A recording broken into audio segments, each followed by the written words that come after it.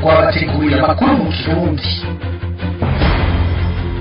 Kaze mu makuru y'urunani rw'amaradiyo mwavyumvise n'urunani rujanye n'ikiringo c'imisi 16 cisekeza mpuzamakungu yo kwiyamiriza amabi afatiye ku gitsina. Uno musi Radio Peace FM y'ugwaruka itorokanizo ry'amakuru Romanda na Radio Haguruka twifatikanije n'umuhari inamahoro mu gucijya nino ibijanye nayo mabi usanga akorerwa cane abakenyezi n'abigeme.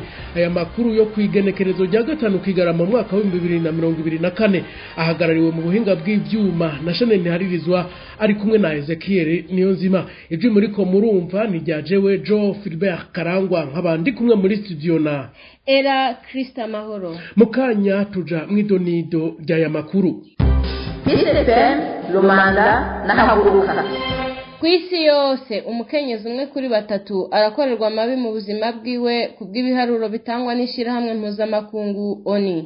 Iryo shirahamwe rivuga kandi ko kwisi yose umukobwa w'umuyabaga umwe kuri bane usanga yakorewe amabi n'uwo bagendana. Uko iminota 10 heze usanga kwisi yose umukenyezi umwe akorerwa amabi ava mu rupfu rwiwe, ayo mabaka yakorerwa n'uwo bubakanye canke inshuti kubw'ishirahamwe mpuzamakungu ONU.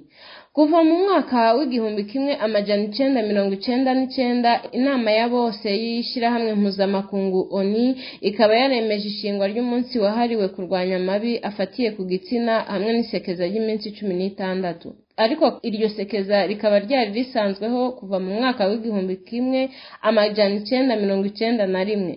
Idonido na Inosa nkuru nziza. Isekeza ry'imisi 16 ryo kurwanya amabi akorerwa abakenyezi ryashizweho mu gihumbi kimwe n'amajana 991 n'ikigo c'abakenyezi citwa Center for Women's Global Leadership cyo muri Leta Zunze Ubumwe za Amerika. Iryo sekeza ryavuye ryemezwa n'inama ya bose ya ONU mu gihumbi kimwe n'amajana 999 ritangura ku genekerezo rya 2025 Munyonyo umunsi mpuzamakungu wo kwiyamiriza amabi akorerwa abakenyezi, bikarangira ku igenekerezo ry'icumi Kigarama ku munsi mpuzamakungu w'agateka akazina muntu. Inkomoko y'uwo munsi wahariwe kurwanya ihohoterwa rikorerwa abakenyezi ni mu gihumbi kimwe n'amajana 960 neza na neza ku igenekerezo rya 2025 Munyonyo igihumbi n'amajana 960 aho muri Republika y'Abadominikane abakenyezi batatu bavukana aribo Patria Minerva na Maria Teresa Mirabal bishwe bazira kurwanira agateka kabo. ONU ivuga ko iyo minsi 16 yo kurwanya amabi ashingiye ku gitsina ari akaryo ko gukuraho burundu kudahana abakoze ivyo vyaha kandi bagashira mu ngiro ihohoterwa rishingiye ku gitsina rikorerwa abakenyezi n'abigeme. Ni n'akaryo ko gufasha mu buryo bw'amafaranga amashirahamwe ahanira uburenganzira bw'umukenyezi kugira ngo nayo ashobore gufasha abantu barokotse ihohoterwa no kubaha ivyankenerwa. Misi 16 yisekeza n'igihe cyo kwemeza gushira mu ngiro no gutera intege ibikorwa by'igihugu bigamije kurandurana n'imizi amabi akorerwa abakenyezi n'abigeme. Urakoze Inosa nkuru nziza. Ibiharuro ikinyamakuru Iwacu kivuga ko cakwe mu bushikiranganje bwo gufatana mu nda n'agateka kazina muntu vyerekana ko mu mwaka wa 2020 abakenyezi 1286 bashurashujwe ku nguvu, abagabo bashika kuri 53 nabo nyene bakaba barashurashujwe ku nguvu muri uwo mwaka nyene. Abakenyezi 2456 hamwe n'abagabo 496 bakaba barakubaguwe muri uwo mwaka nyene w'2020. Kubw'ico cegeranyo abakenyezi 31 n'abagabo 39 ngo bakaba barishwe biturutse kuri ayo mabi afatiye ku gitsina. Umuhari inamahoro w'abakenyezi n'abigeme bishinze guharanira amahoro n'umutekano mu Burundi waratunganije ibikorwa bijanye n'iryo sekeza ry'iminsi 16. Uwo muhari ukaba watunganije uruganda rwamaze iminsi 2 ku magenekerezo ya 2025 na 2026 Munyonyo. Ingene urwo ruganda rwagenze tubibwirwa na Robert Mugabo. Inyigisho no guhanahana ivyiyumviro byari byateguwe kwa 2025 Munyonyo byarabandanije kwa 2026 Munyonyo, aho haciwe hirya no hino uruhara rw'abagabo n'abahungu mu kurwanya amabakorerwa abakenyezi n'abigeme. Uwurongoye umuhari inamahoro yarerekanye ko abagabo ubwo rugamba bategereza kurugira urwabo. Marie Louise Baricako yashimangiye ko mu gihe abagabo batubanza kuvyumva ngo bumve ko iryo shano rikwiye kuranduranwa n'imizi, isekeza ry'imisi 16 ataco ryoshikako ko koba ari gutamba birorera. Ati nta kintu kinezereza kuruta kubona uwahuye n'amabafatiye ku gitsina akira agasubira kubaho neza nk'uko yari ameze imbere y'uko ahura n'ako kaga. Muri izo nyigisho baraciye hirya no hino uko umukenyezi w'umurundi kazamerewe, na cane cane abakenyezi bari mu buhungiro, aho byasabwe ko umuntu wari we wese ahamagariwe kugira icyo aterera kugira agateka k'umukenyezi gatera imbere. Abitabiriye izo nyigisho barihweje kandi ingene hoshigwaho n'ibikorwa vyofatirwaho mu kurimbura ivyamwa by'ugo rugamba, kwigisha, kuvuga no kudoma k'urutoki wakoze amabi, guhimiriza kwigenga mu by'ubutunzi no gufasha mu kwiyubaka ni bimwe mu byashikirijwe nk'uburyo bwo kurwanyamo abakorerwa abakenyezi n'abigeme. Habonetse kandi ko abakenyezi bakorerwa ayo mahano bagatinya kuvuga ibyababayeko no kwivuza ntibivuze, bikanabaviramo kubaho bahungabanye mu mutima. Bikaboneka ko inyigisho, kubahuka no kumenya uburenganzira bw'umwe bishobora kuba inyishu nziza kuri iyo ngorane. Abitabiriye izo nyigisho barashimiye ivy'imvamutima, umwete n'ubwira biranga umuhari inamahoro mu rugamba rwo kurwanyamo abakorerwa abakenyezi n'abigeme n'ivyamwa vyiza vyawo mu gufasha abahuye nayo mabi mu kwiyubaka bagasubira kwisanzura mu kibano. Umuhari inamahoro warashimiye abitabiriye izo nyigisho, unabibutsa ko impinga ikiri ndende muri urwo rugamba, ugahamagarira uwo ari we wese kugira ico akoze mu kurandurana n'imizi ako kabi kabishe. Urakuze Robert Mugabo urongoye umuhari inamahoro. Maria Louise Baricako avuga ko muri iri isekeza ry'imisi 16 bashimikiye ku ruhara rw'abagabo n'abahungu mu kurwanya amabi afatiye ku gitsina. Muri iyo misi 16 ni umwanya mwiza wo kugaruka ku kibazo kihari kandi kizwi mugabo kitarahabwa ikibanza kibereye. Ibintu by'amabi akorerwa abakenyezi n'abigeme ni byinshi cyane kandi birazwi hose ku isi yose ko ariyo mabi menshi mabi ababaje ari kuri iyi si. Hageze rero mu bihugu by'iwacu cyane cyane mu gihugu cy'iwacu n'ukuri birateye agahinda.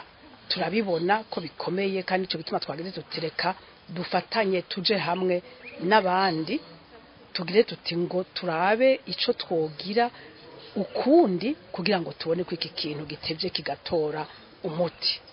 Twebwe rero nk'ubu hari n'amahoro turemeza neza tudakekeranya kuri urugamba tuzorutsinda aruko turufatanije n'abagabo n'abahungu.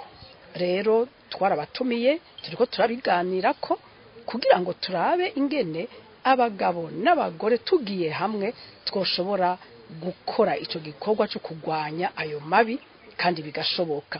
Turabizi neza ko dushize ingufu hamwe bizoshoboka kubera yuko ubiravye neza n'ibintu bisa nibifatiye ku muco ku karanga, ariko twibaza mugabo ku by'ukuri sivyo n'ibyo abantu bitwaza, ariko arabigenderamwo.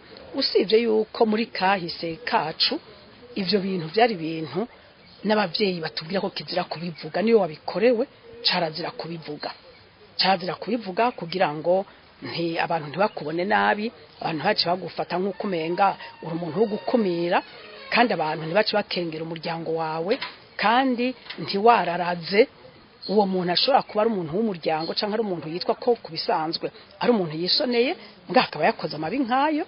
Rero abavyeyi bakatubwira ko kizira kubivuga. Uno munsi rero hari icivugo kivuga ngo tukigwanye tuvyanke kandi dusubire twiyubake twabikorewe. Nukuvuga yuko naho iyo batari jewe nabikorewe nkamenye wabikorewe ndamufashe kukigwanya, ntakibone nk'uko umenga isi rubamye mu buzima bwiwe, ntakibone nk'uko umenga n'ibintu byo kunyegereza barya babikoze, kuko iyo banyegereje ukabinyegeza ubahaye uburenganzira bwo kubandanya. Mugabo bivuze ukagira imana ukaronka n'abakumva nk'abo bantu aribo bajejwe umutekano barigejwe ubutungane bashoboye kumva ijwi ryacu bakabikorerako bagakingira abakenyezi, nukuri ntankeka mbise ko bizovaho. Ariko rero bisaba yuko natwe tudahengeshanya tuguma dukora. Nivyo turimo rero aba bantu turi kumwe twizeye ko tuzoja inama tukumvikana ingene dukora. Iyi misi 16 yoyo tuzoruhuka.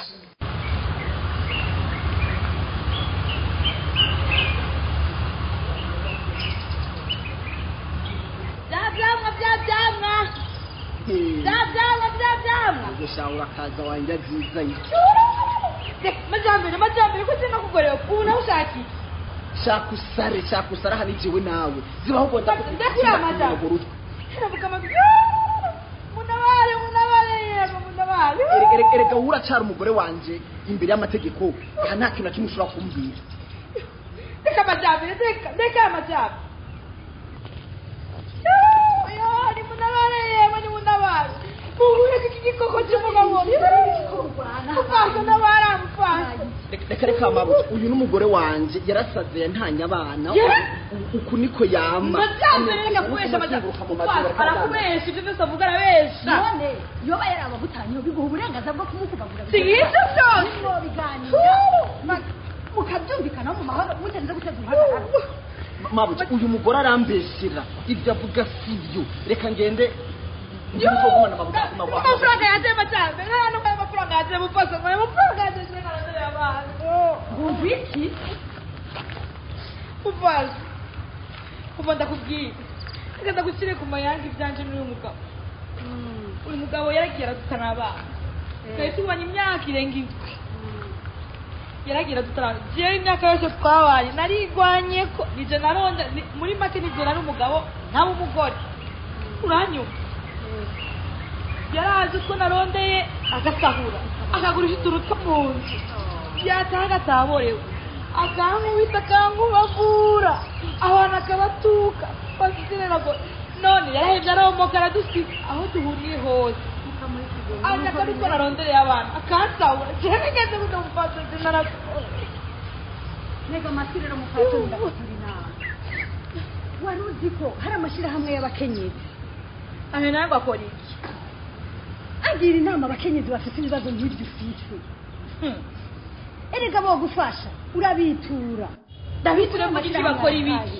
kandi abakenyezi benshi ni mubizi ko ayo mashyirahamwe hari uko yadafasha neza mufasha uzakubwiye ko wazofasha iki kigaba kikamvako jewe nibanira n'abana banje mu mahoro erega mufasha ni si ngombwa ko kikuvako utabyumva ko bona bagira n'inama mu kubaka rukaguma ntabyo nawe nshaka zewe zaka abantu bangira inama bafashe basize nibero n'abana banje amahoro erega mufasha nubwo mwotandukana bibaye ngombwa ariko basibo wo kugira inama y'ukuntu wobaho mu mutuzi kirerera abana jewe ngira aho hantu jewe abanje amagogo nasiga yandi ihangane mufasha ihangane n'ukuri bakenyezi namwe bigeme ukwiye kumenya ko hari amashirahamwe mwo kwitura mu gihe mwakorewe ihohoterwa abagabo nabo barakwiye kumenya ko umukenyezi atari igitungwa umukenyezi ni karahara mu ruganda ntibacura ako nakamo k'umuhari w'abakenyezi n'abigeme inamahoro ufatanije n'urunani rw'amaradiyo radio Peace FM radio haguruka na Le Manda. Umuhinga mu bijyanye n'agateka kazina muntu Odasi Habyarimana ari mu batanze inyigisho mu ruganda rwatunganijwe n'umuhari inamahoro avuga ko abagabo bategerezwa kugira uruhara runini mu kurwanya ayo mabi kuko aribo badomwa ko urutoke mu kuyakora. Ugo rugamba rugomba kurandura n'imisi amabi akorerwa abakenyezi umugabo abwiriza kurugiramo uruhara kuko uyo mukenyezi ntewe gwifasha kuko n'ubundi buzima busanzwe ni magiriranire umugore n'umugabo. Ikindi nuko bimaze kugaragara ku isi nzima yuko abantu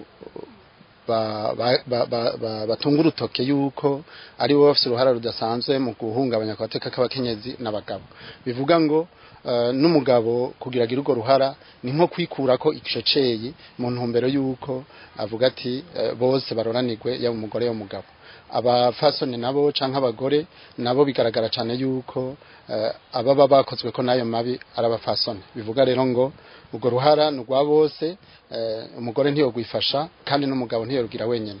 Kimwe gusa umengo intambwe igikenewe iracari ndende na cyane ku bagabo.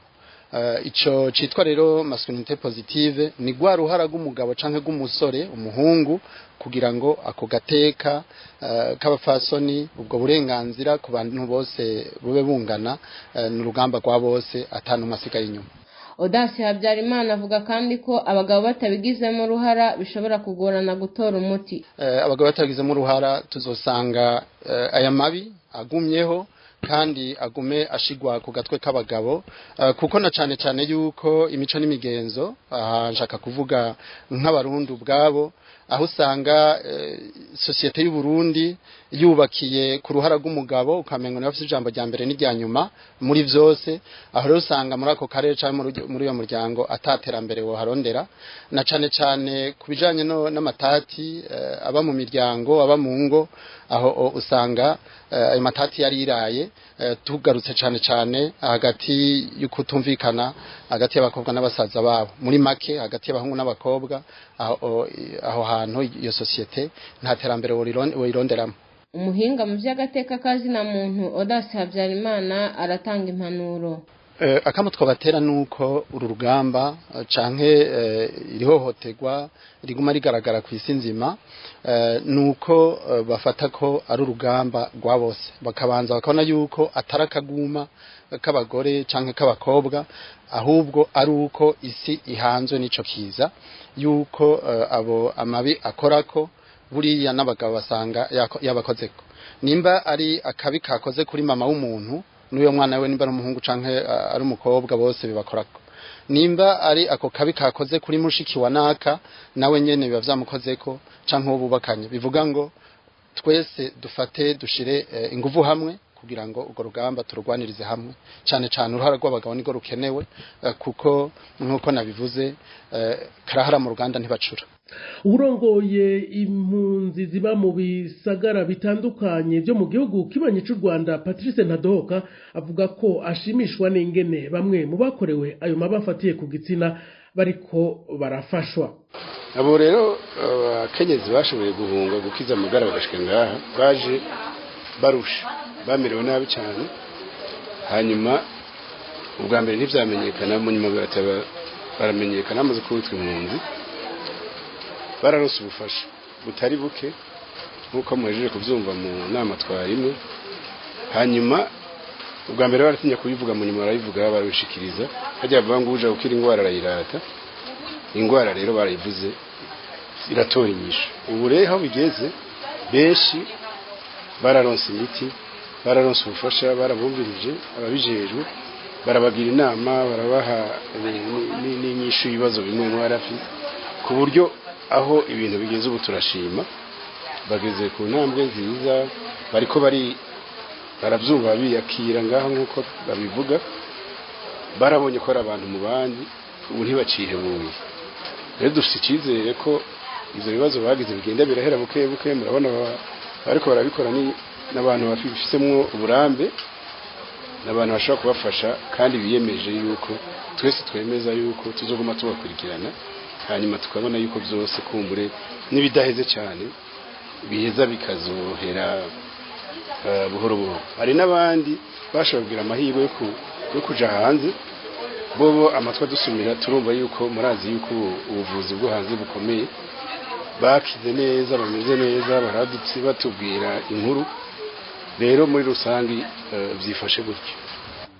Ndabibutse ko muriko murakurikira makuru y'urunani rw'amaradiyo uno munsi, Radio Peace FM ijwi ry'ugwaruka, itorokanizo ry'amakuru Romanda na Radio Haguruka, turiko tuvuga ibijanye n'isekeza mpuzamakungu ry'iminsi 16 ryo kwiyamiriza amabi afatiye ku gitsina. Mukanya turaheraheza aya makuru tubabwira ibijanye n'amategeko. Peace FM, Romanda na Haguruka. Muri Nyakanga mu mwaka w'ibihumbi 2016 mu Burundi haragiyeho ibwirizwa rirwanya amabi afatiye ku gitsina, naho abaharanira agateka kazina muntu bashima byinshi mu biri muri iryo bwirizwa, hariho n'ibindi banegura. Iryo bwirizwa rikaba ririmo n'ingingo usanga zihushanye n'izindi ziri mu yandi mategeko y'igihugu. Idonido na Aline Munezero. Ibwirizwa ryo kwa 22 Nyakanga mu mwaka wa 2016 ivuga ibijanye no gukinga mabi afatiye ku gitsina mu kigabane caryo ca kabiri. Ingingo y'indwi ivuga ko abubakanye bafise uburenganzira bungana mu bijanye no gutunganya imbyaro hamwe n'ibintu byo mu nzu. Ingingo y'umunani ivuga ko umuvyeyi canke umuntu wari we wese ajejwe abana ategerezwa kubafata co kimwe, ataravye ko ari abakobwa canke abahungu, agategerezwa no kubakingira mabi afatiye ku gitsina. Ingingo ingingo y'icenda nayo ivuga ko ubushikiranganji bw'indero butegerezwa kugira ibishoboka byose kugira ngo abakobwa n'abahungu bagire uburenganzira bungana bwo kwiga kandi bukaraba ko mu bikoresho byo kwigisha atabifitaniye isano n'ikumira rifatiye ku gitsina. Ikigabane ca gatatu c'iryo bwirizwa kivuga ibijanye no gukingira abakorewe ayo mabi harimwo kubavuza. Muri ico kigabane ingingo ya 23 ivuga kandi ko abatoreye inyishu mu kanywa babo ingorane ijanye n'uwakorewe amabi baca bafatwa ko bakingiraniye ikibaba bagaca bahanwa bose. Ivyerekeye ibihano navyo bikaba bitegekanijwe mu kigabane ca kane c'iryo bwirizwa aho ritegekanya ibihano bishika no ku myaka 15 yo gupfungwa kuri bamwe bamwe mu bagiriwe n'icaha gifatiye ku gitsina, abandi nabo bahanwa n'igitabo mpanavyaha. Amashirahamwe atandukanye arashima ibiri muri iryo bwirizwa, ariko hamwe muri iyo nka Amnesty Internationale agasaba ko ingingo zimwe zimwe zihindurwa. Bavuga nk'ibijanye n'ibihano bihabwa abakoze amabi afatiye ku gitsina ngo usanga ari bito. Ibindi banegura nuko iryo bwirizwa ribuza umugore n'umugabo kubana batanditswe imbere y'amategeko. Iryo bwirizwa rikinga amabi afatiye ku gitsina rikongera rigahana uwayakoze ntaco ryahinduye mu bijanye no gutorana mu Burundi, byagumye bishingiye ku mico n'imigenzo. Urakoze Aline Munezero. Ibindi bijanye n'urunani rw'amaradiyo rwo muri sekeza mpuzamakungu ry'iminsi 16 ryo kurwanya amabi afatiye ku gitsina mu bisanga ku mbuga zacu za YouTube, Facebook na X yahoze ari Twitter. Aha rero niho dusozereye amakuru twari twabateguriye. Radio Peace FM ijwi ry'ugwaruka, itorokanizo ry'amakuru Romonda na Radio Haguruka. Mwese mwaduteze abiri turabakengurukiye. Aya makuru yarahagariwe mu buhinga bw'ivyuma na Ezekiel Niyonzima ari kumwe na Chanel Haririzwa. Kuri micro mwari kumwe na Jewe Joe Philbert Karangwa hamwe na Krista Eramahoro. Naho butaha. Muhejeje kumviriza amakuru y'urunani rw'amaradiyo